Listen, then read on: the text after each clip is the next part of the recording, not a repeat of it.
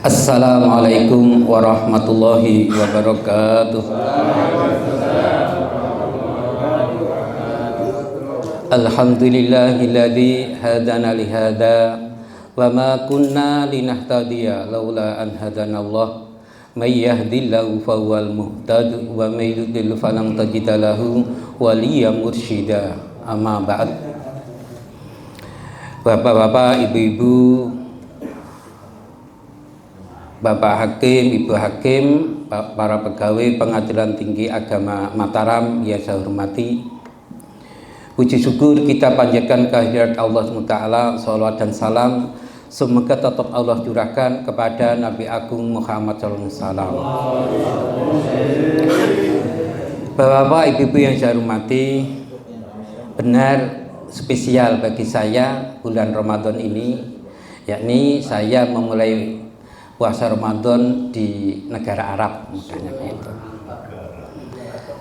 di Saudi Arabia, di mana di sana adalah memulai puasa dan mengakhiri puasa adalah sami'na wa ata'na kepada pemerintah. Di sana adalah tahun ini dimulai pada hari Rabu, bahkan detik-detik terakhir pun belum ada info ini kapan memulai puasa. Ternyata adalah diumumkan adalah pada hari Rabu mulai puasa. Walaupun saya dikatakan musafir mudahnya gitu, akan tapi saya takut kalau kena ukuban, kalau kena sanksi tidak puasa, sehingga saya harus memulainya puasa pada hari Rabu tersebut. Intinya begitu. Salah satu oleh-oleh lagi adalah saya ketemu dengan para mahasiswa asal Indonesia, pegawai KBRI di Riyadh, juga ada yang dari Mataram, dari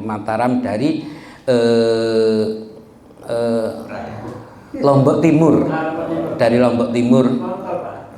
kemudian ada mahasiswa juga dari Lombok Timur, dan sekarang saya pun sempat berkenalan dan tukar nomor HP, maksudnya gitu. Yang mau saya sampaikan pada kultum ini tidak itu, akan tapi adalah saya akan sedikit mengupas. Ternyata syariat puasa Ramadan adalah ramah lansia, ramah pekerja berat. Itu. Kita tahu bahwa sekarang kita tahu hukum taklifi, yakni wajib, sunnah, haram, makruh, mubah.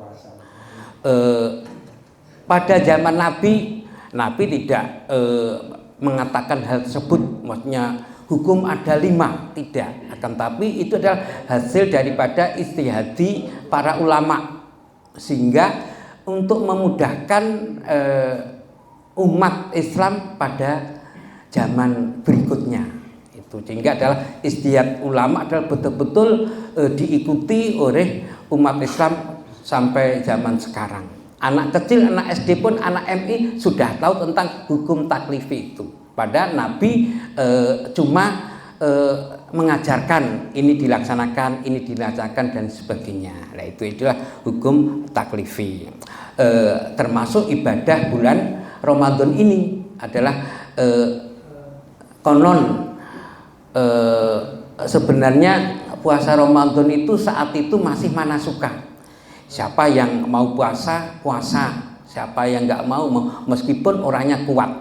Akan tapi dengan adanya ayat ya ayyuhalladzina amanu kutiba alaikumusyamu kama kutiba alal ladzina min qablikum la'allakum tattaqun, maka dikatakan semua yang kuat berpuasa adalah harus berpuasa Ramadan tersebut. Nabi bersabda, rufi'al qalamu an salasatin anin naimi hatta yastayqidha wa anis sabiyyi hatta yahtalima wa anil majnuni hatta yaqila, bahwa catatan amal itu diangkat atau tidak dicatat apabila terjadi 3 hal kepada seseorang tersebut. Yang pertama, orang yang tidur sampai bangun. Contoh mudahnya, jam jam 7 malam tidur sampai jam 7 pagi mudahnya gitu. Jadi tidur 12 jam. Itu tidak dikenai khitab untuk sholat subuh. Andaikan kalau tidak subuh berdosa, dia tidak berdosa karena tidur dari jam 7 malam sampai jam 7 pagi. Wa ani sobiyi hatta yahtalima, yakni dari anak-anak sampai dia mumazis, sampai dia balik, ya, sampai dia balik buluk, yakni ditandai laki-laki mimpi keluar sperma. Lah itu. Kalau perempuan adalah apa namanya, haid, itu haid, intinya begitu. Akan tapi di Indonesia mudahnya adalah semua sudah dipelajari. Kalau ibadah dipelajari sejak kecil, mudahnya gitu.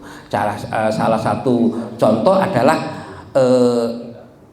puasa Ramadan, mungkin dari puasa beduk, puasa setengah hari dan sebagainya. Padahal itu tidak ada syariat Nabi puasa beduk, nggak ada. Cari dalilnya, di mana nggak akan ketemu syariat puasa beduk. Akan tapi ada itu untuk pembelajaran. Akan tapi kita sebagai orang tua kan mau merintah anak kita untuk puasa pasti sejak kecil, tidak ujuk-ujuk murahek kamu besok puasa karena kamu sudah ihtilam, kan tidak. Saya nggak tahu kalau bapak-bapak yang lain. Kalau saya tidak berani menanyakan anak saya, kamu sudah ihtilam belum, dan sebagainya. Kecuali kalau yang perempuan mudah ditandai dengan maaf haid tadi. Itu. Nah itu sehingga kalau anak-anak akan tapi ya toh anak-anak kalau sudah belajar puasa, belajar sholat, nanti setelah balik pahala-pahala itu akan dikasihkan kepada anak tersebut. Wa anil majnuni hatta yaqila, orang yang gila sampai dia sembuh atau berakal. Nah, 3 hal itu adalah catatan amal, istilahnya tidak dicatat kepada orang yang kena keadaan 3 tersebut.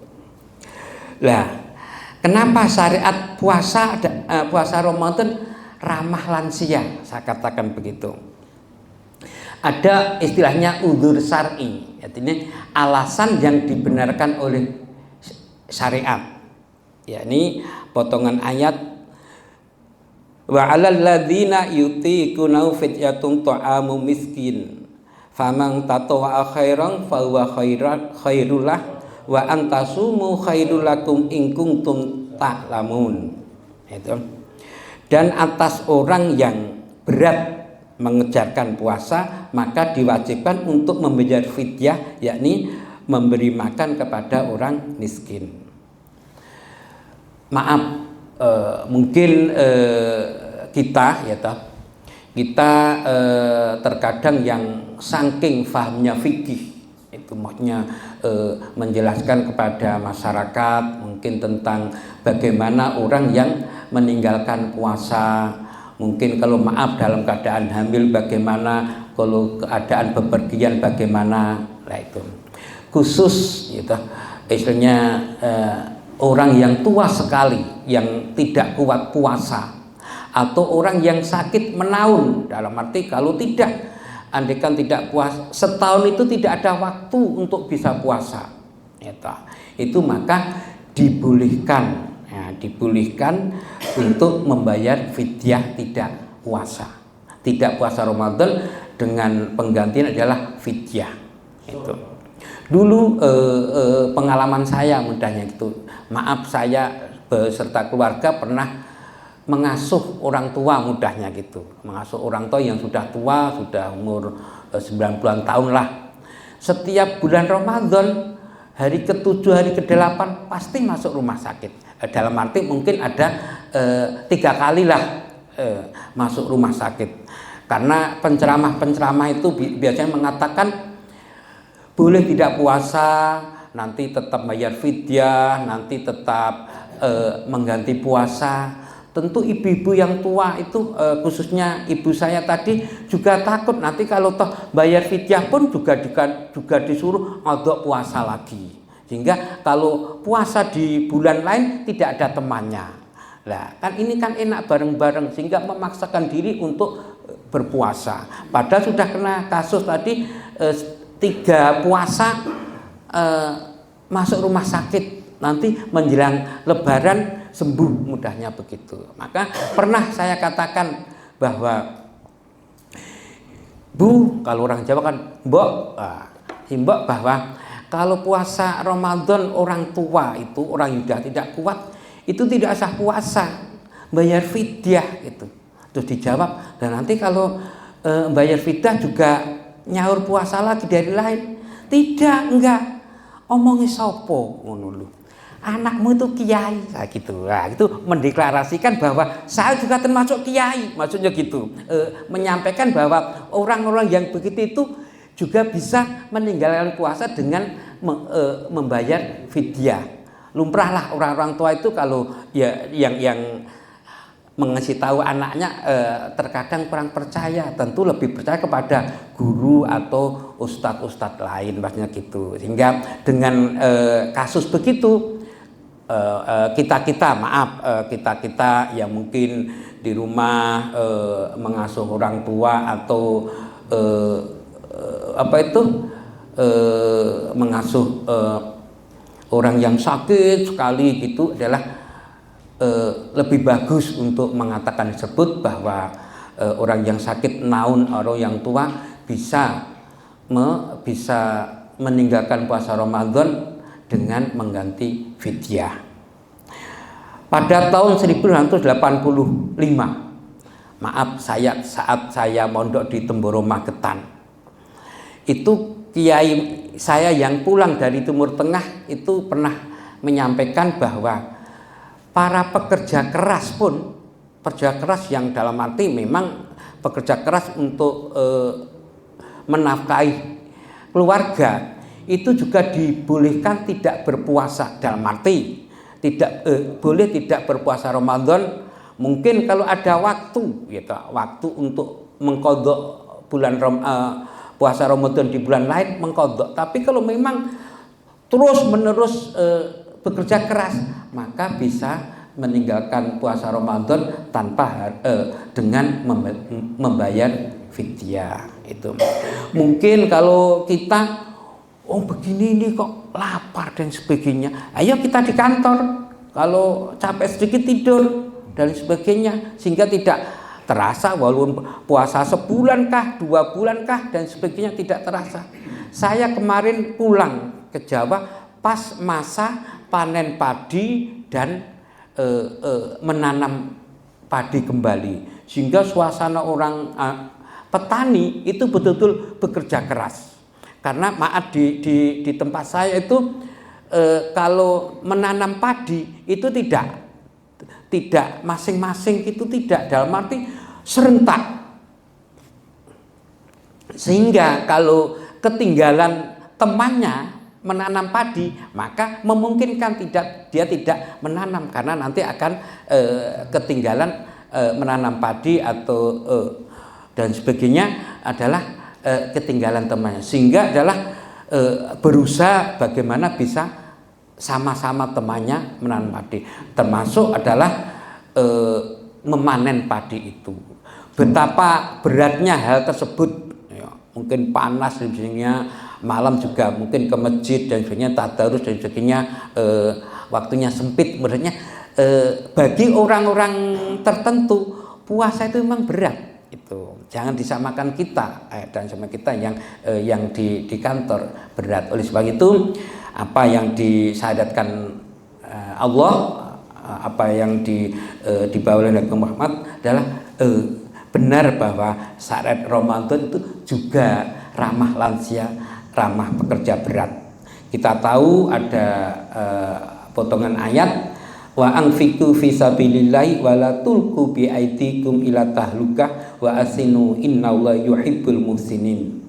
Dan janganlah kamu menjerumuskan dirimu ke dalam kehancuran dengan tanganmu sendiri. Yang pada intinya adalah kita harus menjaga kesehatan diri kita. Kalau toh maaf kita sakit mudahnya, sakit yang oleh syariat dibolehkan, tidak puasa, mungkin nanti akan diqadha di hari lain, ya jangan segan-segan kita juga tidak puasa pada hari itu. Intinya adalah jangan memaksakan diri, karena Allah pun juga membolehkan bahwa puasa Ramadan itu bisa diqadha di hari lain, atau bahkan bisa hanya diganti dengan fidyah bagi orang-orang yang keadaan tertentu.